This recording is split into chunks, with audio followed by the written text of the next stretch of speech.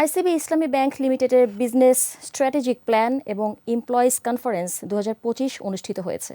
সম্প্রতি কক্সবাজারের একটি হোটেলে অনুষ্ঠিত কনফারেন্স ঢাকা চট্টগ্রাম অঞ্চলের বিপুল সংখ্যক আমানতকারী, ব্যবসায়ী, গ্রাহক, বিনিয়োগকারী এবং সারা দেশের বিভিন্ন ব্রাঞ্চের প্রায় 200 জন কর্মকর্তা অংশ নেন। অনুষ্ঠানে প্রধান অতিথি ছিলেন ব্যাংকের নির্বাহী পরিচালক ও আইসিবি ইসলামী ব্যাংকের চেয়ারম্যান ও ব্যবস্থাপনা পরিচালক মোহাম্মদ মুজিবুর রহমান। এ সময় আকিজ মোটরসের পরিচালক শেখ আমিন উদ্দিন, টেক্সবিডির কর্ণধার আফরোজা সুলতানা সহ বিভিন্ন প্রতিষ্ঠানের চেয়ারম্যান ও পরিচালক বক্তব্য দেন। বক্তারা ব্যাংকের সাথে ব্যবসায়িক সম্পর্ক সুদৃঢ় এবং বাণিজ্যিক কার্যক্রম আরও জোরদার করার প্রতিশ্রুতি দেন।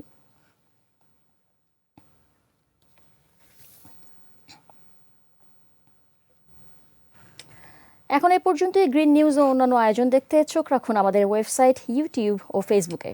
সবাইকে ধন্যবাদ।